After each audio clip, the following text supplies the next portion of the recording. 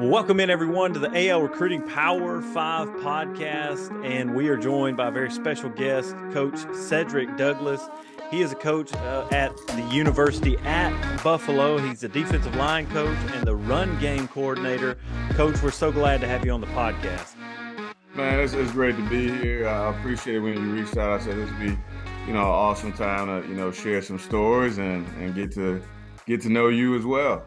Absolutely. And I see you're recruiting a lot in Alabama and recruiting some of the players that I follow. So that's kind of how I reached out to you. But one of the things that stands out to me on social media is your name. And I've got to ask as question number one of 5 questions is what is behind at TheSamuraiCoach? Everybody that's watching can see it. What's the story behind that?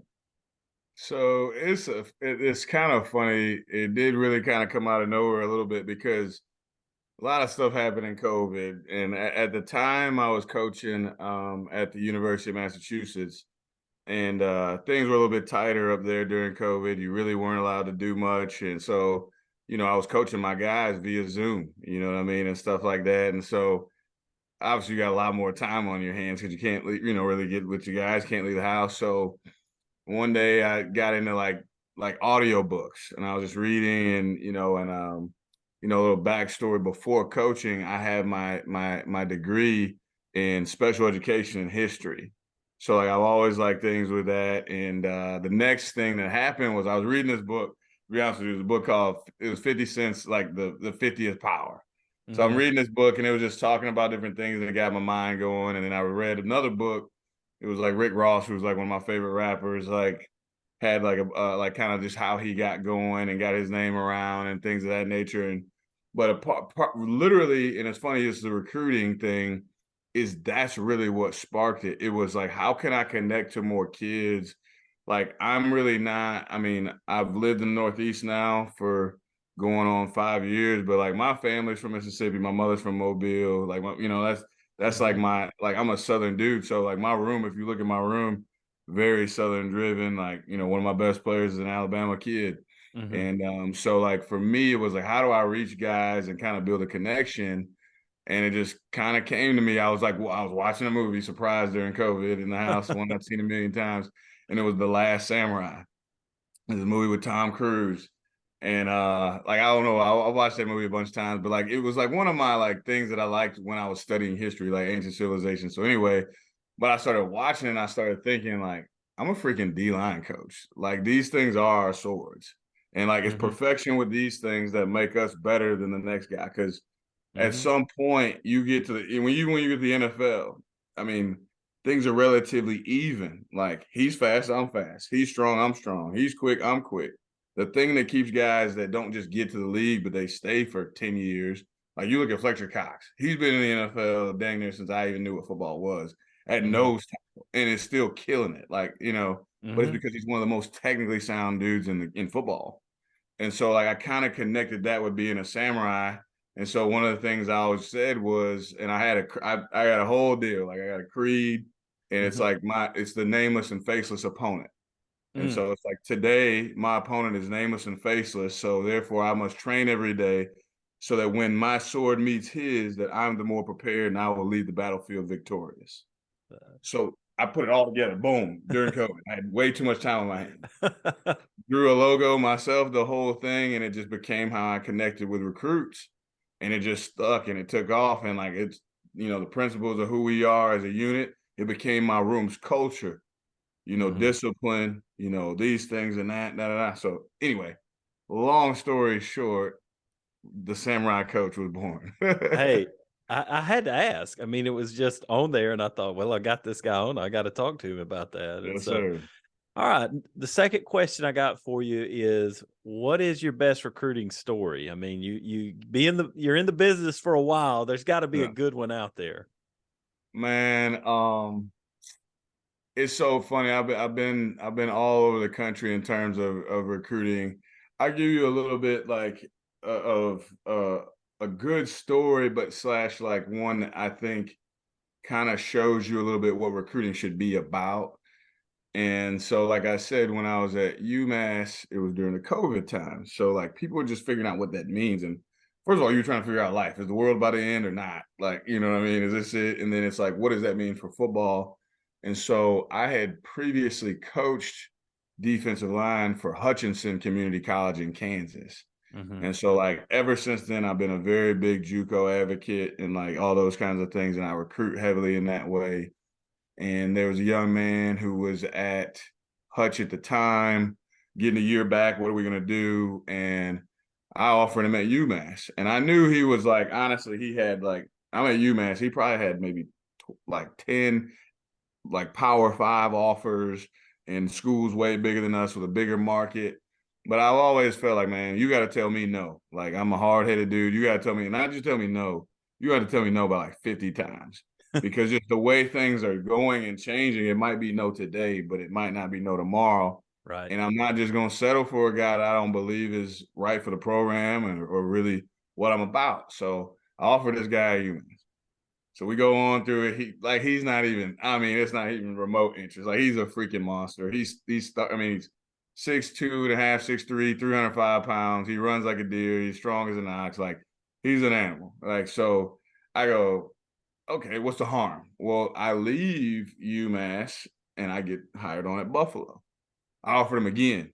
So like my whole funny story with him was like, bro, you know how serious I am with you. I've offered you twice at two different schools. Like it has nothing to do with the logo. I want to coach you. Mm. And that was one of my, because he was just a great kid. Like they didn't have anywhere to work out. This dude is like doing hand drills on like garbage barrels. Like just an absolute, I was like, this is the kid I'm talking about. This is the kid you build a program around, and he's a nose tackle and he's from Alabama, Mm. So that's probably one of my favorite recruiting stories that I have. And there's, like you said, there's a bunch of them in 10 years. I can promise you Right. that. Right. Well, I mean, we only have a 20-minute podcast. A little, can be a little longer, but not that long. But yeah, Right. um, and of course we are a recruiting podcast and I enjoy the entertainment side of it, but I do want players to be able to tune in and learn from this. And so when you talk to players and players that may be listening, what's your advice to players? There's a lot of things to go through right now in Mhm. recruiting, and there's a lot of new things and portal, NIL, No doubt. all of those things, and even we're still dealing with the fallout of the COVID year. So, Right. what's your advice to players, especially those like in high school or maybe JUCO that are listening? Um, everybody kind of has mixed reviews, even myself sometimes just, with the portal itself, NIL, and then like, high school coaches feel slighted. And then honestly, junior coaches as well, junior college coaches as well, because of the portal. And really what I would say, like with all these things going on and things being so fluid, relationships are that much more important. And really just knowing like if football didn't exist, would I want to go either be around these people or be at this school? Because like in my opinion, that's the most important thing. The guys are getting hung up on, what can this school do for me and that for me and all that kind of stuff. And I think the most important thing, once you get through, okay, what I love this city, like Buffalo's a great town. Hmm. Like if you took football out of it, and I know people in the South think we are in Antarctica, and I have that conversation with people all the time. Like that might be what you think, but like if you came up here, you took a visit, like in one day, you can look over the river and see a whole nother country, the eighth wonder of the world, have the best buffalo wings in the country, right? And among a bunch of other things, and we're the best education you can get in our league, one of the Hmm. best in the country. Those things should matter a little bit to you, I would say. But the other piece is there was a quote, and I want to say it was Jim Nagy, and he was talking about the recent Senior Bowl, and he's like, "There's a lot of dudes making decisions. Oh, I need to be at this school, or need to be at that school to get seen." Hmm. No, you need to go somewhere where you're going to play and they're going to put you on film.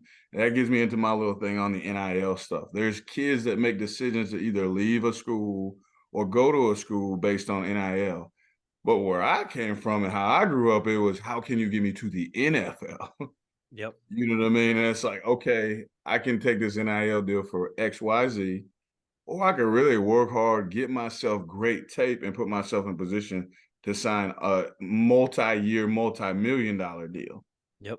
That's just the world I lived in. And so, like, to me, is like, do the people seem to be genuine and like legitimately care about their players? Do the guys on the team seem to have a good relationship with them? Is the environment, like football aside, something I'm like really comfortable with? Is it conducive to me becoming a better player? Hmm. And then the skill set of these coaches and the knowledge, am I gonna get on the field? Yep. You know what I mean? So I could go, wherever because of this, but like, am I really gonna go to a place that the system is set up for me to succeed? That should really guide the decisions that you make. Yeah, and you're spot on. I did a podcast with Grant Heiser. He's an analyst for SMU. He put together the data of players that transferred out of Group of Five schools, transferring to Power Five schools, thinking Mhm. they were increasing their draft status. And in 2009, there were like 20 something that transferred. Only three of them got drafted. And then in 2022, there were like 61 that transferred, but only four of them got drafted. I saw something very similar to this because Yeah, obviously the school like Buffalo, I'm paying attention to that. yeah, You know what I mean? And it's a real thing. yeah. And so, yeah, I mean, it makes sense. You've got to be on the field and you've got to have film for the NFL to notice you. It's a real thing. I tell the guys like, and they don't really probably remember, but you remember that like the commercial, the Car Fox? Yes. And Yeah. they were like, show me the Carfax. You know what Yep. I mean? Like, if you're in the NFL, you're about to pay somebody how much money? Yeah, that's cool. He's really tall. He's really like, I want to see some tape. Yep. I want to see some production. Like, you'll see guys like, it's like, well, there's a reason why people are NAI, D3, D2, FCS. They get drafted too. Yep. I'm not saying that it doesn't hurt you, like playing on national television and playing against Yeah. the best competition, but the one thing that all of them have, film. Go Well, and play football. yeah, and that's I mean, all coaches say that. College coaches do that too. There's tons of guys that'll test well at camp. They'll have a good summer. They're, going into their senior year, but what do they want? They want the film from their senior Mhm, year. And so they're still mhm. looking and evaluating all that. And so, Yes, indeed. moving out of the players, there's a family involved. There's parents, there's guardians, there's grandparents. And Mhm, what's your advice to them through this process? Because a lot of families only go through this one time. mhm. I think you gotta be careful, um, that when you're on these visits, you're around these people, you're around these young men, these are gonna be the guys that are touching your kids' lives all day, every day, and I think you kinda gotta approach it from, when I drop this kid off, this is the one I got. I might have multiple ones, but when I drop this one off, do I feel comfortable with the guys that I left him with, regardless of what the school and like the people? Do I feel comfortable with the people? Like, that's one thing, I felt really good about since I've been here. Like, we got really good people that take care of guys and have changed kids' lives. You know what I Mhm. mean? And it's like, that's the most important thing. That's number one. Number two is like, don't get caught up in the what's next thing. No, like, I'm making a decision to go to this school for what they have. Mhm. Like I said, like, if I say I care about education, well, I should be hearing some of the statistics on what kind of education they have compared to those that are offering my son. You know what I Mhm. mean? If I care about this or that, like, don't get caught up in how good the steak was. You know what I mean? Like what was the substance of the visit? Does it look like the guys that are going to be in touch with my child have real competency in what they do? Like, for example, like, I'll tell you right now, like, my head coach is Maurice Linguist, Coach Mo. Okay. All these people want to talk about going to the league, and all these coaches talk about the league. Okay. Mhm. My head coach actually coached in it. Mhm. So Wow. it's hard for me to like go to somebody and they're telling me about it, but he wasn't in the room with Jerry Jones. Like, my head coach was a position coach for the Cowboys. And Mhm. I'm not saying that like you can't coach if that didn't happen. I'm just saying, like, when you want to talk about a pro process, like, it's either one or two things. Either you got a bunch of guys that have been in the league, Mhm. right? Or you got somebody who's actually coached and seen it from that lens to really Mhm. tell you what it takes on a day in and day out basis to get you prepared. to go do that, you know? Yeah. I mean, that experience matters. I mean, that's It does, man. yeah. And Well, coach, one of the things again that stood out to me, I have a lot of coaches that follow, and I see guys that are offered and they tag coaches, and so I always look at profiles. But I love what you have on there is there's no greater power than the power of belief, and you're a Christ follower. I mean, it's in your bio, yes, and so sir. how does that affect the way you live your life? How does it affect the way you coach? I mean, you were even texting me tonight about your family and being a family man, and so you had some dad duties before we could get the No interview doubt. in. So how does it affect you? Well, I'll be 1000% transparent with you. Like without getting my entire life story, like my life has legitimately been God driven. I mean, I don't care to if that offends somebody, I'm sorry, but like that's the way I was raised, and like I will never forget this. I didn't intend to go be a college coach. Literally not was what I was thinking I was doing with my life. I had just got done with school. I just got done playing at Northern Michigan University, and in my mind, I was about to go to the league and play for a bajillion years, and it didn't pan out. And I was playing arena football in Florida, and one of my buddies said, "Hey, there's a school down here in South Florida just starting up. It's called Ave Maria University, which is actually a Catholic school." And I'm like, I don't know about that. I don't really. First of all, let alone coaching college football, I never really thought about that. What would I even be coaching? Running backs. Mhm. So I'm a D line coach now. I'm like, Mhm. I had just got done playing defensive line, like outside linebacker. I'm like, what are you talking about? Like, he was like, I'm just telling you, like, I just think you'd kill it, man. And so I literally I asked my mother what she thought. I prayed over it, and I was like, why not? Like, I mean, I don't have to do anything right now. I don't have any children. I'm not married. Like, this would be cool. Maybe this is something. And then, literally, the first year we won the league. Like, I had 1,000-yard rusher. We had 40 points a game. Like, we went crazy the first year. I said that was pretty cool. And I became the recruiting coordinator there. And I'm in South Florida, so it's players everywhere. Mhm. And so I said, well, my next prayer was if this is not what I'm supposed to do, it was like the fleece, like if you ever heard that in the Bible with Gideon, like Mhm. if make the fleece dry and the water around and the ground around it wet, then I know you a God. Okay, Right. now since you did that, let's flip it and like make the fleece wet and the ground dry. And God Right. was like, stop playing with me. Said like, if you want to coach or not. I said, well, all I'm saying is, if I'm not supposed to coach, there'll be something that tells me I need to stop. Yeah. And like literally it never happened. It might got hard. I might have been in some like I might have sacrificed the money. I might have sacrificed what this or that. But I met my wife in coaching. I would have not met my wife if I had not been here. Taking that first job. That's actually where I met her. And so it just to me, everything about it has just been listening to his voice and just praying that God keep good people around me and keep good counsel around me. And like that's also helped me just in recruiting. You just feel in your spirit when you're supposed to be doing Mhm. something or not doing something. And it's everything to me. Like it's just I feel like I wouldn't be sitting here in front of you right now. If it wasn't for the power of belief and belief in myself and belief that no matter what I went and set out to do, that it might not have ended in just glitz and glamour, but God would have had me right where I was supposed to be. So it's everything for me, and it'll continue to be. And I think everybody listening, did you hear what he said? Before decisions were made, before he went down a path, he prayed about it. And man, Absolutely. that is the example of all the stuff that we've talked about with recruiting and advice and the fun we've had with it. If you are looking for advice, my advice is to have a relationship with the Lord and spend time in prayer about the decisions you're trying to make for the rest of your life. And he'll Absolutely. guide you through all of that. No doubt. It's a small, still voice. It ain't a roar, but Nope. you always know. You just feel it. You just do.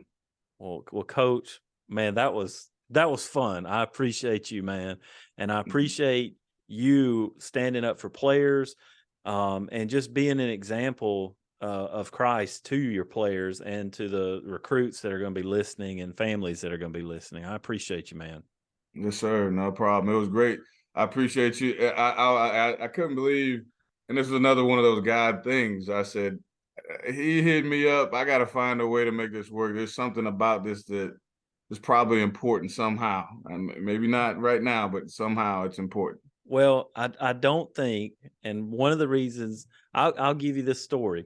My wife really challenged me to leverage this account and AL recruiting for the gospel, Mhm. because we're in ministry. And she said, "You've been doing this and been doing this on the side for years. Why don't you do something for the gospel with it?" That's And awesome. so, and I was like, "All right, that's what I'm gonna Mhm. do." And every step of the way, and I'm gonna be really transparent. I've never been able to get enough traction to have guys like you and all these college coaches that are reaching back out to me that are willing to jump on a podcast until I gave it over to the Lord.